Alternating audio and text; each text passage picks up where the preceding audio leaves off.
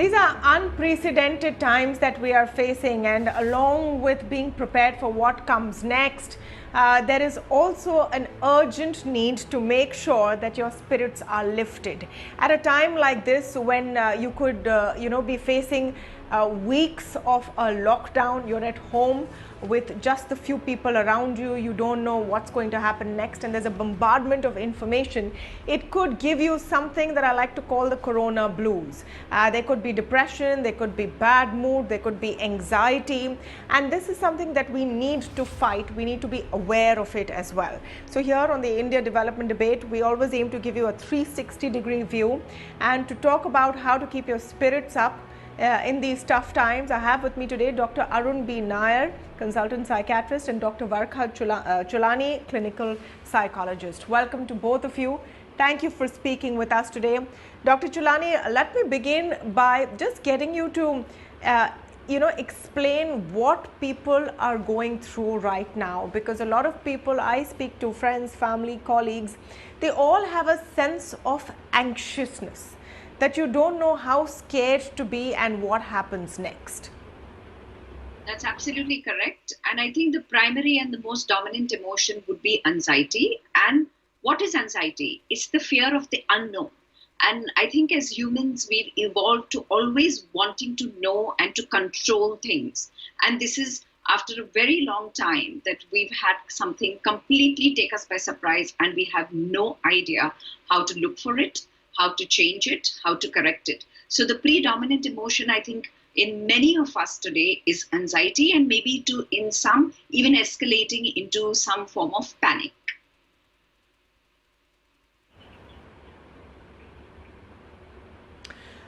Dr. Nair, with anxiety and panic, and yes, we're seeing the panic buying in stores, people buying way more than they need, checking every few minutes if things are available or not, and that's one way that the panic is setting in. How do you deal with this? Because everyone is on the edge.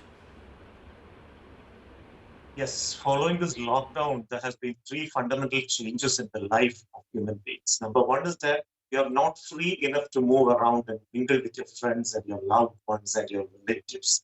Number two, your physical freedom itself is restricted, and a lot of restrictions regarding even is there. Number three is that an avalanche of emotion or news is spreading regarding how this COVID-19 pandemic is affecting the entire world, how people are dying at various parts of the world. So there is this fear that this kind of pandemic may affect you and your family and may ruin your life as such. So all these emotions coming together, that will induce a sense of hopelessness, a feeling of anxiety, a feeling of an impending doom, and to a certain extent, a guilt feeling also regarding certain people, because some people may feel that if they have been infected with this virus, have I transmitted this virus to my loved ones, my elderly parents, to my children? So these are the states of mind that most of these people in this lockdown. So to get out of this, what we should do is we should keep ourselves engaged throughout the day and don't allow us to sit idle and think about the catastrophe we are facing. So right from the morning itself, it is our responsibility to keep ourselves engaged, our family members, our kids also engaged. So one very important thing which happens in such circumstances is that the sleep-wake cycle is distorted in total. People view the mobile phone and internet till late hours, even up to the morning hours. Then they go to sleep, they may wake up at the afternoon, and that is an unhealthy practice. So we have to maintain our wake sleep cycle, just like on the days in which we're working. Then in the morning, as far as possible, we should find some time to exercise. And this exercise with exposure to sunlight is what is needed, because exposure to sunlight gives you vitamin D, which is the only vitamin which your body synthesizes. And this vitamin D is very important for keeping your immunity up. Your immune system should be perfect for you to protect yourself from this virus infection. After that, right from the morning till evening, a lot of time is there. So how to spend the time effectively with your family members and your children? You can engage in some agricultural activities, in some domestic chores, and keep it very important that you should also involve your children in all these responsibilities. It's a great time to train your children and make them self-sufficient. You should train them in the art of cooking. You should make them indulge in the daily household activities so that they become independent at the end of this pandemic. And another very important thing is that we have been addicted to digital equipment since a long period of time. This digital addiction is not something good to have. Instead of getting addicted to digital equipment, it is always good to start reading, go back to the books. If you had an interest in reading, find out a handful of books you wanted to read and spend some time to read. Make your kids also read that and discuss about the content of those books at the evening period time. It's also a good time to read newspapers, understand what is happening around you, including what is happening in the world regarding the COVID pandemic, and discuss openly. So if there are more than one generation in the household, there's a great opportunity to discuss with the elderly grandparents regarding the experiences in life. So sharing of experience, that is a very important thing which will enrich each and every human being and also improve the social connect within the household. So we are banned from forming social, connections outside the home right now, but you can utilize this quality time to build a social connect within your home. That is how you overcome this period of tragedy.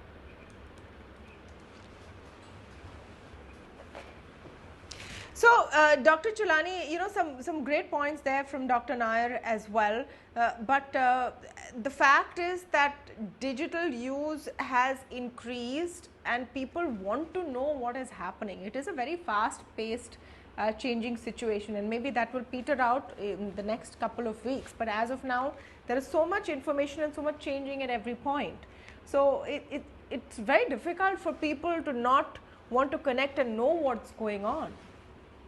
Absolutely. I think the most important thing I find is a lot of people are feeling anxious about their anxiety. I think we have to give ourselves the permission as human beings to allow ourselves to experience the distress caused with this unknown virus and caused by the unknown situation and how long this is going to pan out. So I think the first thing that we need to do is make peace with our anxiety and allow ourselves to be anxious.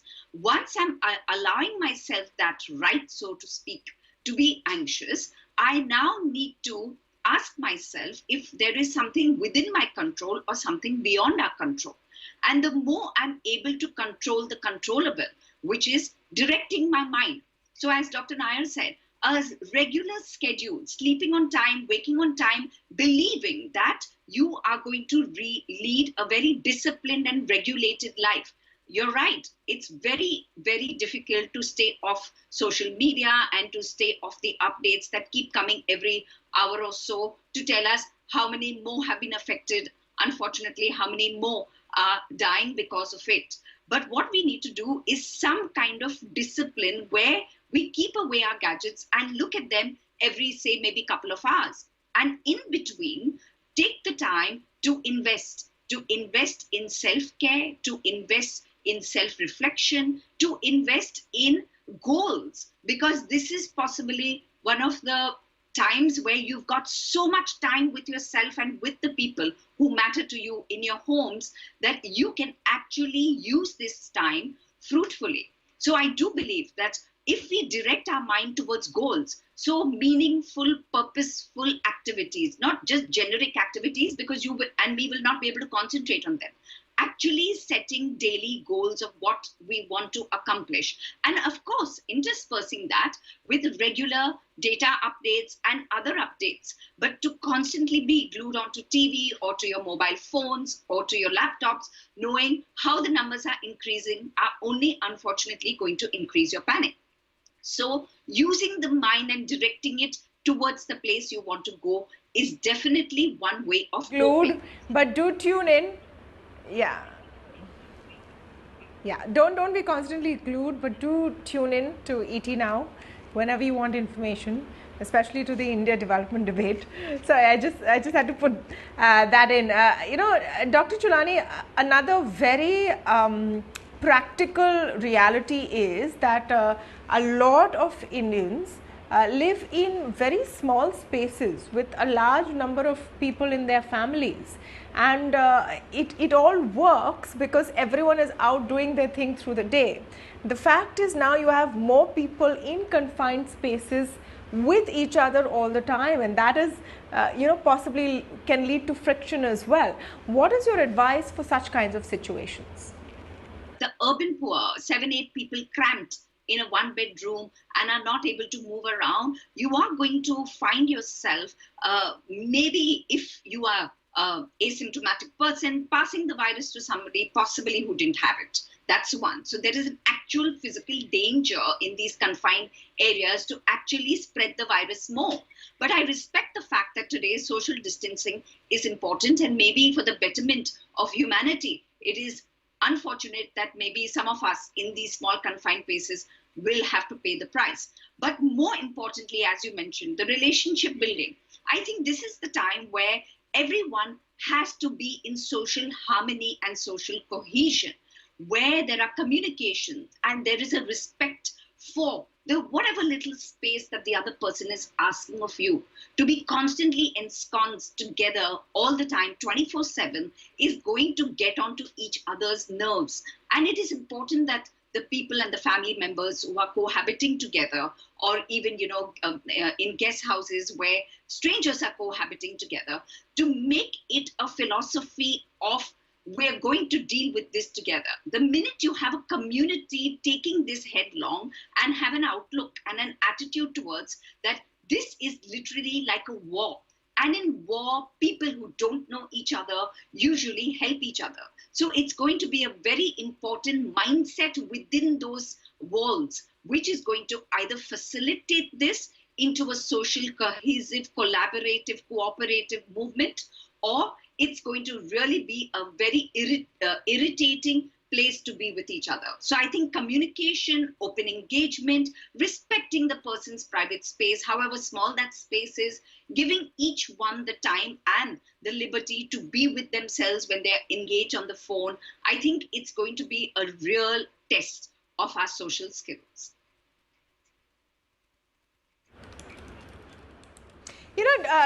Dr. Nair, why don't we look at the silver lining? Is there a silver lining to this kind of a situation where people are going to find themselves indoors for days on ends? Definitely. As I said, the COVID-19 is going to be a game changer with regards to human behavior and with regards to the attitude which we have towards others as well as to the society. So we are going back to an era where there was not much traffic like this. There was not much facilities to go out and enjoy. So it's just an experience of going back to the roots. And the positive thing about it is that we get enough time to connect with each other within the family. So the connectivity outside the house is limited. We can utilize this time to improve the connect within the family. So there have been instances and complaints where the marital situation within the households has not been good because both couples have been busy running around at work. There is no enough time for the parents to take care of the children because both of the parents are occupied with their profession. So all these things get regulated as a result of this lockdown, because we have got parents working from home, even if they are working, then children have got vacation right now.